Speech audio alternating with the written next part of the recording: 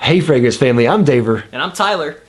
and we're the, We're the Fragrance, Fragrance Bros. I have always wanted to say that. Coming at you again with another review, this time with special guest Tyler from TM Scents. How you Hello doing, there. Tyler? I'm doing well. How about you, Daver? Doing great. Great to have you on. Oh, it's great to be here. Thank you very much. This is an honor. I still remember the Cool Water review being like the first fragrance video I ever watched.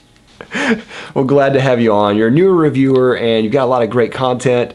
And I had you on for one of my collaborations recently, and you cracked me up so much. I pranked everyone real good. Yeah, you did. And today we are reviewing The Scent by Hugo Boss. All right, so let's get straight to it. Date introduced is 2015. It's classified as an aromatic spicy. Notes are ginger, pomegranate, lavender, maninka, whatever the heck that is, and leather. Now, Tyler, what do you get out of longevity out of this? Longevity is kind of decent. I have it sprayed on my arm here.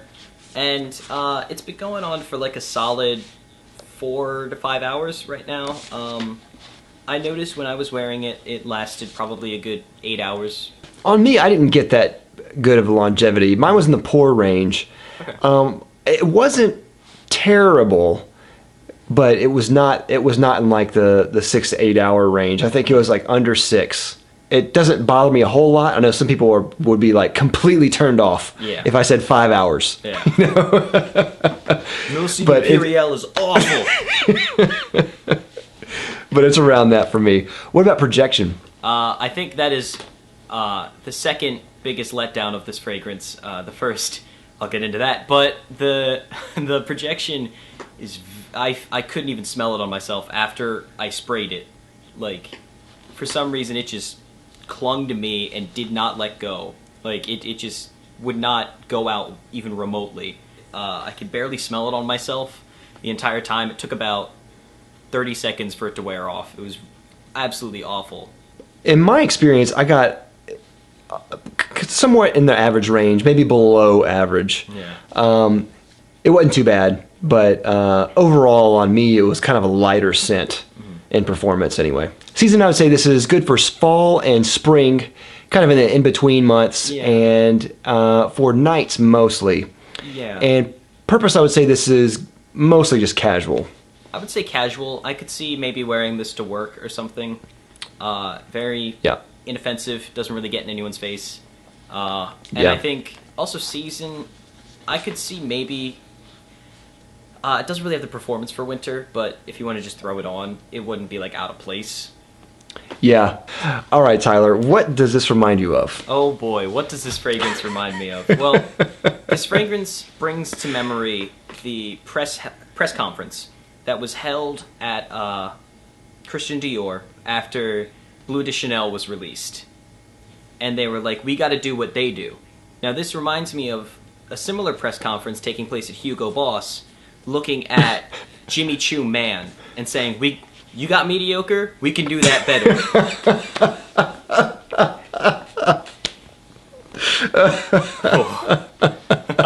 And I mean the name, the scent. Like I can just imagine like a car company coming out with a new car saying, "This is our new model, the car." Yeah. I mean, how many teams do you think it took to come up with that one? Because that one definitely took a lot of manpower behind it. Yeah. I can still actually remember the first time that I ever smelled this, and it was I personally have never been a huge fan of Hugo Boss. I think the original Boss Bottled is nice. It doesn't really perform anymore, but it's nice, it's pleasant. I haven't really loved a lot of their other offerings, but I remember the one of those people, those fragrance people who think that I'm just like a kid. I'm only in high school, so they think I'm gonna go in there and be like, oh, I'll buy anything in a store.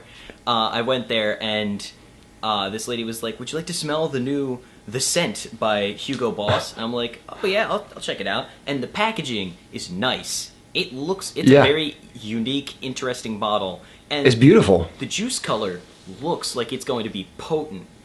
And I smelled it, and I was expecting the producers from La La Land to come out and be like, there's been a terrible mistake. This isn't the real scent.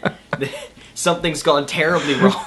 Yeah. because this is just the most warmed over, mediocre, passionless fragrance that I can imagine. It seems like a shameless attempt to cash in on Dolce & Gabbana the One, but way too late in the game. Like, Dolce & Gabbana the One has already become such a staple that it's borderline generic now.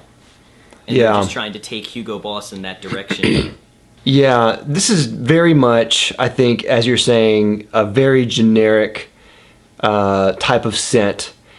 Really going after mainstream clientele, mall scents. This definitely has the molecule, God. in it. And I think there are some redeeming factors in this fragrance sure. that make it to where it's not total garbage. Because I've smelled garbage. Oh, yeah. This is not offensive in scent. It's to me, it's offensive in concept more. That you're like, oh, we can slip this past them and it'll be fine. Yeah, I totally agree. I think as far as the execution, I think it's okay. Yeah. But the concept, I think you're totally right. The concept is just lazy. It only has a few ingredients, and it's basically like kind of the token generic ingredients too. You know, ginger, lavender, leather, they whatever. They tried with whatever that weird one was, I think, to make it interesting, which I appreciate. And the ingredient is maninka. Yeah. And I'd never heard of that until like literally 2 minutes ago. Because I haven't even seen it. I just looked at the box and I saw it. It's not even on Fragrantica. Yeah. It's almost like they are like, let's make this really weird ingredient popular in a fragrance. And it's almost like the fragrance committee should come out and be like, listen, there's a reason these ingredients are not popular. It has two redeeming qualities for me. The first being, I can see what they were trying to do. And I think they were trying to make the Boss Bottled a mature Boss Bottled. And the second thing is the opening, I think, is atrocious and generic and very like uninspired, very like second-rate Yves Saint Laurent-y, which is like saying a lot. The dry down, however, you get a pretty nice spiced lavender. I think it's nice. It's pleasant to smell. It reminds me of the original Allure Homme a lot in that regard. Okay. The spicy lavender. And, I mean, I'm not crazy for that fragrance, but I think it's interesting. However, when I'm smelling this one, I'm like, man, I wish I was wearing Allure Homme right now. I wonder if the spice in the spiced lavender is coming from that maninka note. I get a lot of maninka from this fragrance. yeah, it's maninkin. Yeah, I just imagine us all sitting around like a wine tasting. Like, do you detect a hint of maninka in this fragrance? As far as the scent goes, what I get out of this, I do get the spice from the ginger. Mm-hmm. And I get a really fruity, like a red fruitiness matched with leather. I guess that's from the pomegranate. I don't really get a strong pomegranate note in there, but I do get almost like a fruit juice type quality in the mix there. And mixed with the leather. I do see what you're saying. Whenever you spray it on there, it kind of has like a scratchy quality. And a lot of these mall type scents, they have like just this really cheap smelling scratchiness that drives me nuts. Yeah.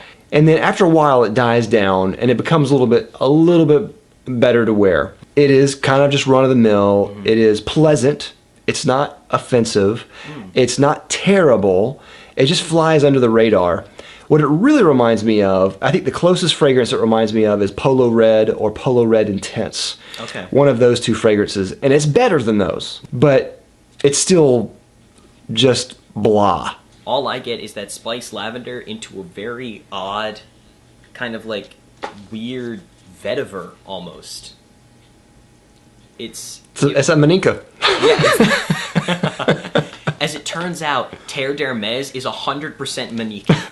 This was honestly, it's a big disappointment coming from a house that is pretty respectable, I think. Yeah. I mean, they don't hit it out of the park very often, but when they do, it's very popular.